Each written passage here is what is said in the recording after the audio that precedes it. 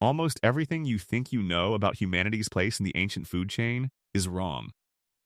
For millions of years, before fire, before tools, before even our recognizable form, our ancestors were not the hunters, but the hunted, living in a brutal world where colossal, nightmare mammals roamed. And we were just another meal. Just a few million years after the asteroid wiped out the dinosaurs, the air was thick with humidity. The climate globally warm, and vast, sprawling jungles blanketed the continents from pole to pole. This wasn't the neatly managed wilderness of today. This was a primordial hothouse, a riot of green where life exploded with unprecedented vigor, and in its darkest corners, new forms of terror were taking shape. This lush, suffocating canopy was the crucible where our story truly began, where our earliest ancestors, tiny, unassuming tree dwellers, first blinked into existence. Creatures like Purgatorius, a squirrel like proto-primate, or the slightly more developed early strepsirrhines and haplorhines. The ancestors of lemurs, monkeys, and eventually, us, clung precariously to the branches, mere ounces of flesh and fur navigating a world built for giants. Their lives were a constant tightrope walk, every rustle in the undergrowth, every snap of a twig, a potential death sentence. Because down below, and sometimes even up in the lower branches, stalked the first true mammalian megapredators, the creodonts. These weren't lions or wolves as we know them. They were older, more primitive, and in many ways far more terrifying. Picture a creature like Patriofelis, a name meaning father of cats, but whose bulk and bone-crushing power would make a modern tiger look dainty. Weighing potentially several hundred pounds, imagine a grizzly bear with a disproportionately massive head and jaws built like hydraulic presses. Patriofelis was a formidable ambush hunter of the Eocene epoch. Its teeth weren't specialized like a cat's for slicing, but rather designed for sheer, blunt force, capable of shattering bone with disturbing ease. This was a creature that didn't just kill its prey, it utterly pulverized it. Then there was Sarcastodon, flesh-tearing tooth, a name that alone should send shivers down your spine. This behemoth from what is now Mongolia was one of the largest terrestrial mammalian predators known, potentially tipping the scales at over 800 pounds, standing 3 feet tall at the shoulder and stretching nearly 10 feet long. Imagine a brown bear crossed with a wolverine, but scaled up to truly monstrous proportions, its skull alone measuring almost 2 feet. Sarcastodon possessed a devastating bite force, even more powerful than Patriofelis, making it an apex predator of its time, likely capable of taking down anything it wanted. These were not nimble hunters. They were engines of destruction, vast, muscled, and brutally efficient in their kill. For our tiny, agile ancestors, weighing perhaps just a few pounds at most, these creodonts were the very embodiment of nightmare. A small proto-primate, no bigger than your hand, would have watched in frozen terror as a shadow the size of a small car moved silently through the dense foliage below. The jungle, with its towering ferns and suffocating vines, offered both sanctuary and hidden dangers. Every shadow held a potential threat. Every creak of a branch could signal the arrival of an enemy whose weight alone could snap bones. There was no escape in flight when your predator could simply tear down the tree or wait patiently for you to descend. The air itself would have thrummed with the constant, unseen tension of a world where everything was trying to eat you. Survival meant developing hyper-acute senses, an uncanny ability to read the subtle signs of the forest, to distinguish the harmless rustle of leaves from the heavy, deliberate tread of a monster on the prowl. It meant the evolution of agility, the speed to scramble higher, deeper into the unreachable canopy, or the cunning to melt into the shadows. The sheer scale of these early hunters compared to their tiny, evolving prey is almost unfathomable. These creodonts were not just large. They were titans in a world where our forebears were utterly insignificant in physical terms. They represented the peak of early mammalian predatory evolution, masters of a savage, ancient ecosystem. These ancient jungles, teeming with life and fraught with unseen terrors, were just the beginning of humanity's long and terrifying journey up the food chain. As our ancestors began to tentatively venture from the relative safety of the dense canopy, drawn by new food sources or the simple imperative to explore, they would soon encounter a new era of predators, animals that were not only faster and smarter, but even more terrifying in their ingenuity and their relentless pursuit. The gauntlet had only just been thrown. But even as early hominoids began to find their precarious footing in a changing world, the very ground beneath them was shifting dramatically. We're now venturing into the mid-Cenozoic, a vast epoch spanning the Oligocene and Miocene periods, roughly 34 to 5 million years ago.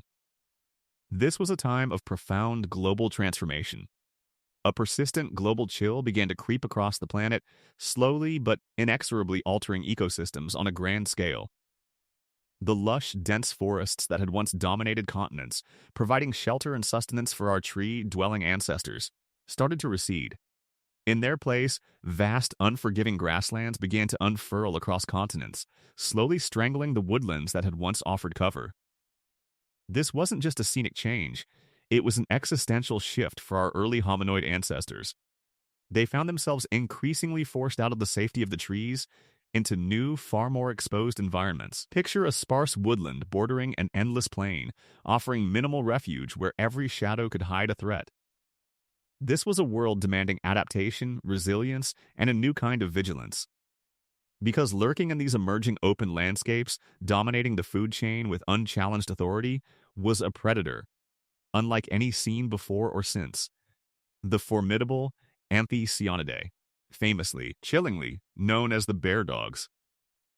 These weren't just big dogs or glorified bears. The bear dogs were a unique evolutionary marvel, a terrifying blend of raw power and predatory instinct. Imagine a creature that possessed the crushing immense strength and bone-shattering jaws of a grizzly bear, but wielded it with the relentless, agile pursuit capabilities of a massive wolf. That's what we're talking about. We're talking about species like Amphision, a true titan, and Enodon, a slightly smaller but equally deadly hunter. These were truly apex predators, animals that commanded their environments. Let's put their size into perspective. Some of these bear dogs, particularly species of Amphision, weren't just big. They were colossal. Picture a modern polar bear or a Kodiak grizzly standing on all fours, muscles rippling under thick fur, but with a longer, more powerful muzzle, a low-slung, powerful frame, and the lean, sinewy build of a pursuit predator. These animals could weigh upwards of 1,000 pounds, a true mountain of muscle and fang. Their sheer scale alone would have been enough to strike terror into anything unfortunate enough to cross their path, especially a small, bipedal hominoid with little to no natural defenses. Their physical adaptations were masterpieces of predatory engineering. Their robust, deep jaws were equipped with specialized teeth, sharp canines for tearing, but also powerful molars designed for crushing bone, allowing them to extract every last bit of nutrition from a carcass. Their limbs were a marvel of contradiction, thick, powerful bones providing immense structural strength for takedowns, yet proportioned in a way that allowed for surprising speed and endurance over long distances. They were built for both the explosive charge and the grinding, relentless chase. And here's where the true nightmare begins. These formidable predators almost certainly hunted in packs. Imagine a single Amphision, 1,000 pounds of bone-crushing muscle, but now visualize a coordinated unit of several such beasts working together, strategically isolating an overwhelming prey far larger than themselves. They would have dominated the vast open grasslands and sparse woodlands, pursuing proto-rhinos, early horses, and other immense herbivores with an unwavering predatory focus. Nothing was too big, too fast, or too dangerous for a hungry pack of bear dogs. For our early hominoid ancestors, exposed and vulnerable, these bear dogs would have been an ever-present, terrifying threat. Every rustle in the tall grass, every shadow flickering at the edge of the tree line would have been a potential harbinger of doom. To be caught in the open, even for a moment, by a bear dog pack would have meant certain brutal death. Their immense strength, coupled with those bone-crushing jaws and their probable pack-hunting tactics, made them truly unstoppable forces of nature. The bear dogs were masters of brute force, wielding overwhelming power in a world where might made right. But what happens when the hunters become incredibly specialized, evolving fangs that could tear through flesh with surgical precision, stalking our ancestors across continents? As Earth spun through the late Miocene and into the Pliocene, roughly 7 to 3 million years ago, our ancestors underwent one of their most profound transformations. No longer confined to the trees, Early hominins like Australopithecus began to stand tall, venturing out onto the sprawling African savannas. This new landscape offered incredible opportunities, but it also introduced a new hierarchy of terror. Our upright stance, a monumental evolutionary leap, also made us visible, conspicuous targets in a world ruled by magnificent, predatory felines known as the saber-toothed cats. These weren't just big cats, they were precision hunters, perfectly adapted to the open grasslands, and our evolving ancestors were squarely on their menu. Among the most chilling of these feline assassins was Dinofelis. Often called a false saber-tooth, don't let the name fool you into thinking it was any less lethal. Its fangs, though not quite as exaggerated as some of its cousins, were still devastatingly long and serrated, designed for one purpose: to kill. Dinofelis was a formidable leopard-sized predator, but with the bone-crushing power of a much larger animal. Imagine walking across a sun-baked plain, perhaps foraging for tubers, your back to the tall grass, a slight breeze rustling the dry stalks. Suddenly, a flash of tawny fur, a burst of incredible speed from the thicket you just passed. Dinofelis didn't chase its prey down over long distances, it was a master of the ambush, an explosion of silent power. And here's where the story gets truly personal for us, for humanity. Scientists have unearthed direct, undeniable fossil evidence, the chilling proof. The bones of early hominins, our very own ancestors, bearing the unmistakable bite marks and punctures from a Dinofelis. One particularly grim discovery in South Africa revealed the skull of a young Australopithecus africanus, an individual we've come to call the Tong Child, showing puncture marks perfectly matching the lower canines of a Dinofelis. This isn't speculation, it's a cold, hard fact etched into the very fabric of our lineage. We were prey. We were hunted. But Dinofelis was just one player in this brutal game. Roaming the same savannas, dwarfing even modern lions, was the truly colossal Machairodus. This was a true saber-tooth in every sense of the word. A beast that could weigh upwards of 220 kilograms, boasting those iconic knife-like fangs that could reach nearly 20 centimeters in length. Imagine a lion, then double its size and arm it with twin blades protruding from its upper jaw. Machairodus was an apex predator of incredible strength, its powerful forelimbs perfect for grappling and pinning substantial prey. Its hunting strategy was equally sophisticated and terrifying.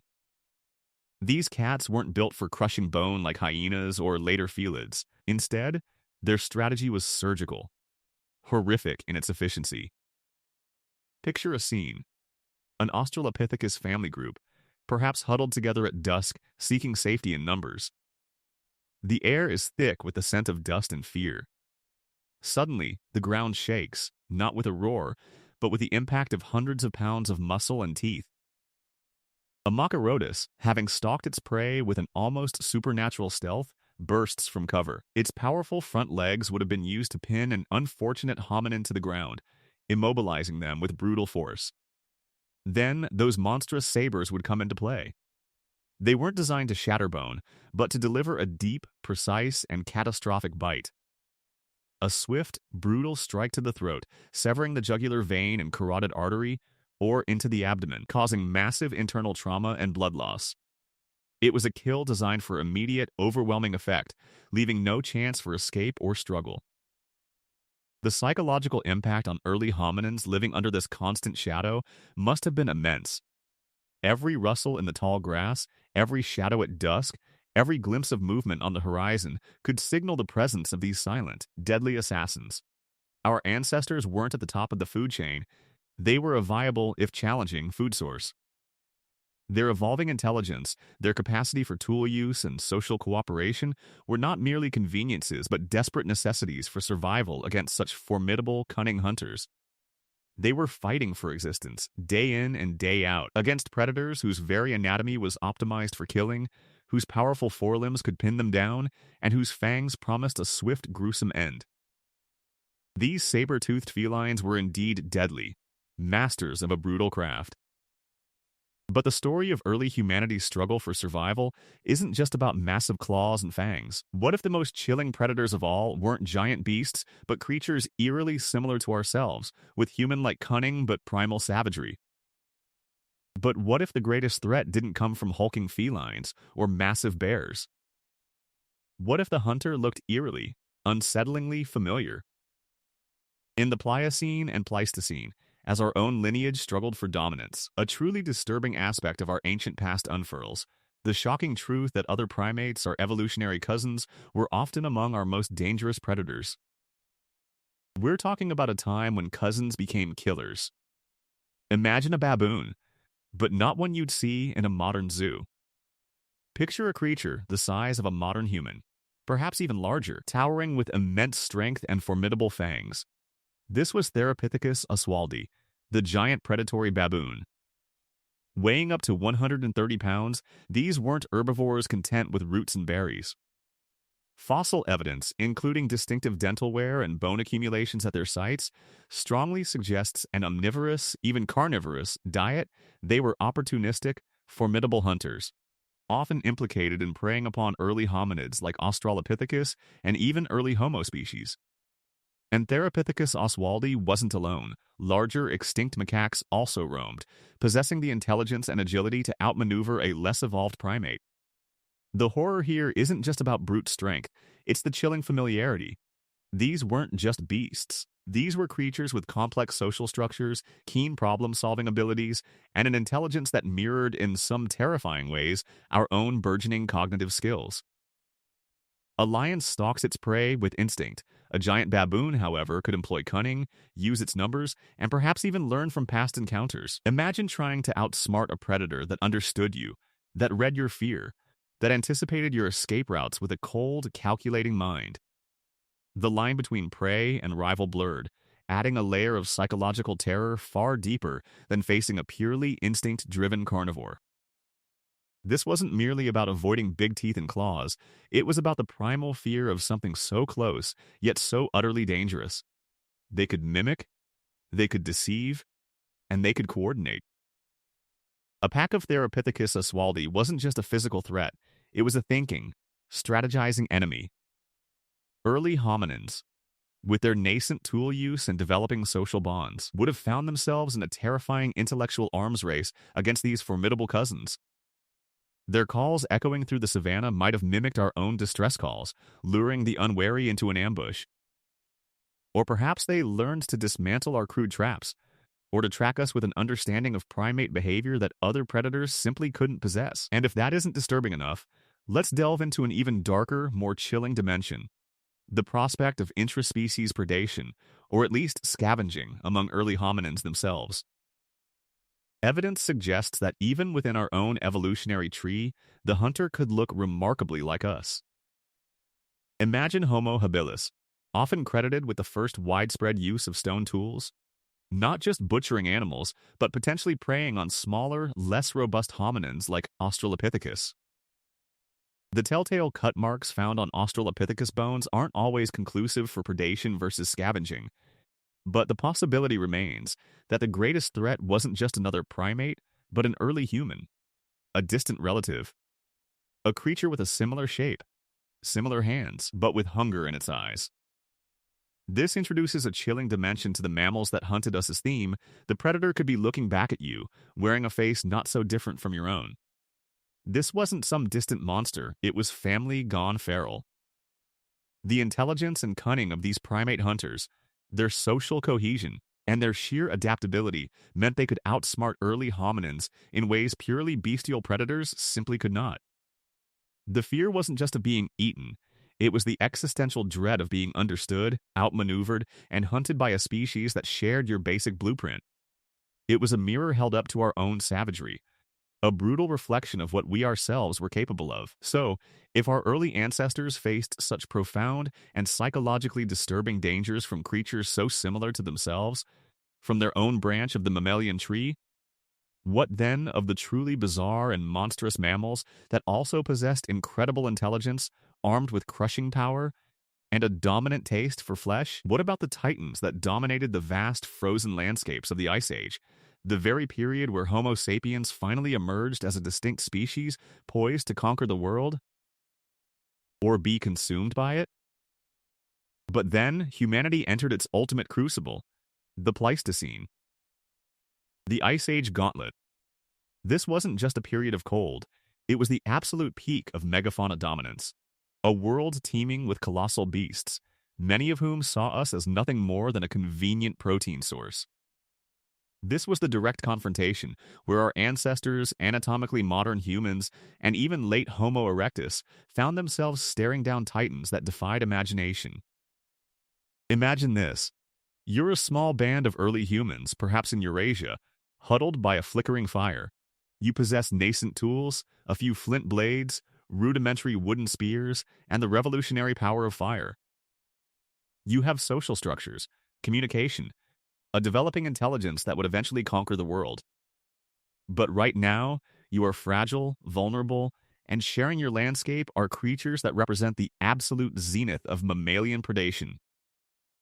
Take Arctodus, the short-faced bear. This wasn't your average grizzly. Standing an immense 12 feet on its hind legs, with an upright, almost regal posture, Arctodus was a wall of muscle and teeth. It was taller, faster, and more carnivorous than any bear alive today. This beast could outrun a horse over short distances, its massive stride devouring the plains. Its incredibly powerful jaws and robust teeth weren't for leisurely berry picking. They were designed for tearing through flesh and bone, making quick work of even the toughest Ice Age megafauna. If you saw the shadow of Arctodus falling over you, its immense bulk thundering towards your hunting party, your entire world would shrink to a primal scream. It wasn't interested in scavenging your kills, it wanted your kill. And quite possibly, you.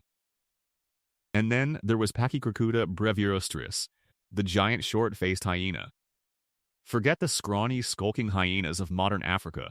Pachycracuta was a terrifying brute, easily twice the size of its living relatives, weighing in at over 200 pounds of pure predatory power.